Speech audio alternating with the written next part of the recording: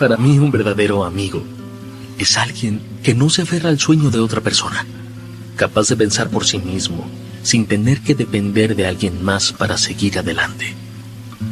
Una persona que se aferre a su sueño en la vida y que no permita que nadie se lo arrebate. Defenderlo a muerte, aun si tiene que pelear conmigo. A nadie lo considero mi amigo. Solo lo haré cuando cumplan mis condiciones. Almost blue, almost doing things we used to do.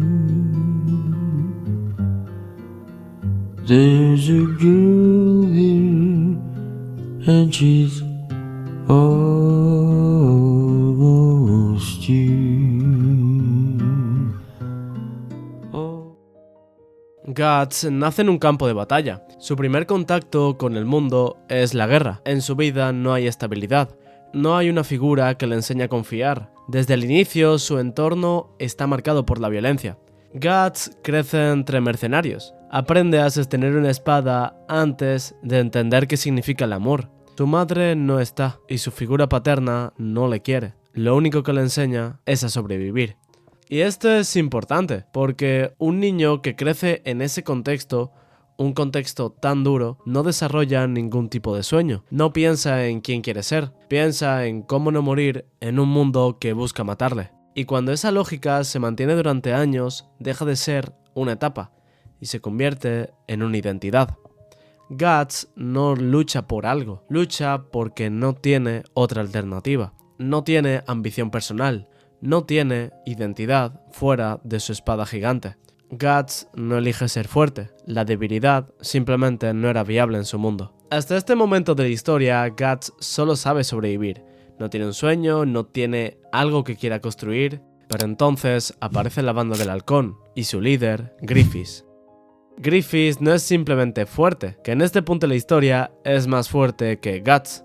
Es alguien que sabe exactamente lo que quiere. Griffiths tiene un objetivo claro, y hace todo lo posible para conseguirlo. Griffiths quiere obtener su propio reino, el reino que nunca pudo tener.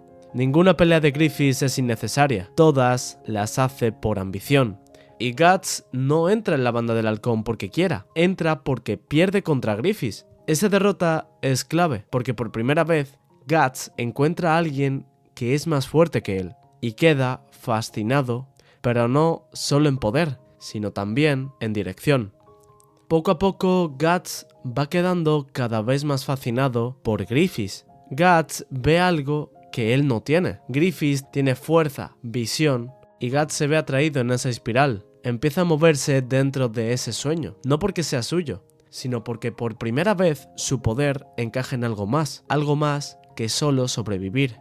Empieza a pertenecer a la banda del halcón, cada vez es más querido, y para alguien que nunca tuvo estabilidad, esto lo cambia todo. Encuentra reconocimiento y un lugar seguro, lleno de compañeros que contar historias y buscar apoyo en las noches frías. Pero poco a poco la serie nos va enseñando un detalle que pasa desapercibido. Este sueño de Griffiths, Guts sigue sin tener un sueño. Él arriesga su vida por el objetivo de Griffiths. Se convierte poco a poco en una pieza clave dentro de la banda y su plan, convirtiéndose en la mano derecha de Griffiths.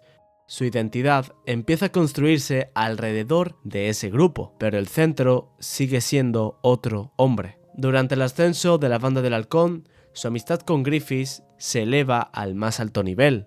Le da algo nuevo, un significado. Guts se siente valioso, se siente alguien valorado e importante.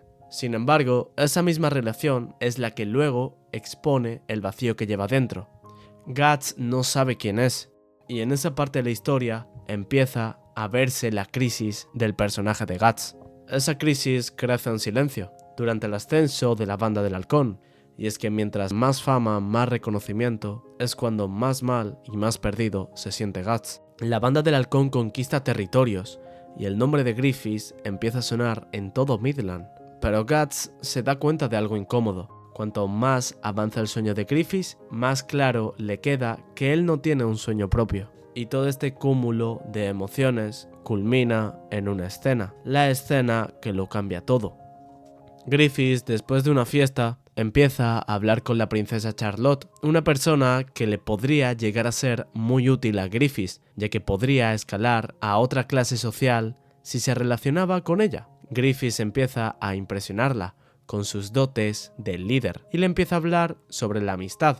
Charlotte le pregunta para él qué es la amistad, qué es un amigo. Griffiths responde. Dice que solo considera amigo a alguien que tenga su propio sueño. Está proyectando una imagen para impresionar a la princesa Charlotte, pero sus palabras impactan en la persona menos adecuada, Guts. Y es cierto, y cabe recalcar que Griffiths sí valora a Guts, sí lo ve como un amigo, como alguien especial, pero Guts interpreta esa conversación desde su inseguridad, entiende que no tiene un propósito propio y empieza a cuestionarse quién es fuera de la banda. Después de unos capítulos, entiende que quedarse en la banda del halcón le da estabilidad, reconocimiento, pero también lo mantiene como la espada de otro hombre. Guts lo tiene claro, tiene que irse de la banda del halcón, pero esto no iba a ser tan fácil. Es un día frío, en las montañas, la nieve cubre todo el campamento de la banda del halcón. Guts anuncia a sus compañeros que se va. Los demás lo entienden, saben que ya ha llegado su momento y le agradecen por su ayuda en estos años. Casca es la única que no está tan de acuerdo con esta elección, pero ahí es cuando aparece Griffiths. A pesar de lo que podríamos pensar, Griffiths no lo acepta. Prefiere matar a Guts antes de que él se vaya.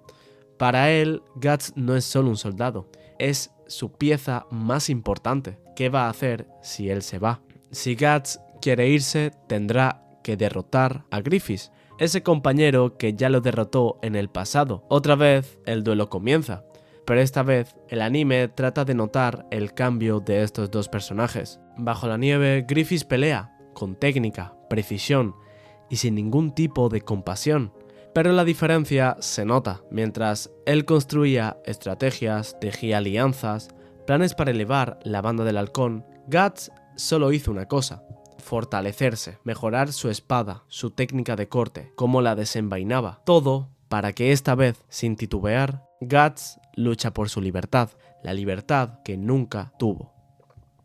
Y así fue, Guts rompe la defensa de Griffiths y rompe su espada, además del espíritu de Griffiths, con una fuerza que deja claro que ya no están al mismo nivel. No es solo una victoria física, es la prueba que Guts ya no es la espada de nadie, y sin mirar atrás, abandona la banda del halcón. Guts se va, no tiene un plan, no tiene un sueño, pero por primera vez en su vida no camina siguiendo el de otro, camina solo, y esa soledad ya no es la de un niño que sobrevivía por obligación, es la de un hombre que quiere descubrir quién es. Empieza a pelear todos los días, pero no con enemigos, sino contra sí mismo. Durante un tiempo desaparece del mapa, vive lejos del campo de batalla, en una pequeña casa a las afueras de un bosque, con un señor mayor y su hija.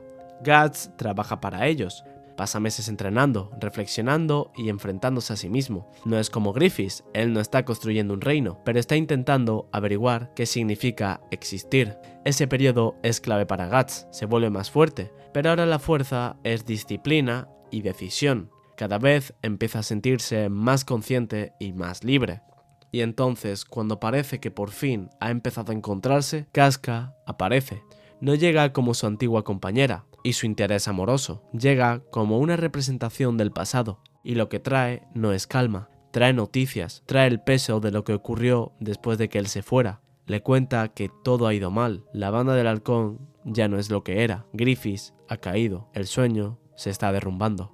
Y en ese instante el ciclo comienza a repetirse, porque Guts se había ido para dejar de vivir dentro del sueño de otro, pero el pasado vuelve a llamarlo. La pregunta ya no es ¿quién es sin Griffiths? La pregunta es si puede alguien que empieza a encontrarse a sí mismo escapar realmente de aquello que dejó atrás, o siempre hay algo que te obliga a volver al pasado, volver a una persona. Y ahí es donde la historia se vuelve más grande, porque justo cuando Guts empieza a ser alguien por decisión, el destino vuelve a tocar su puerta.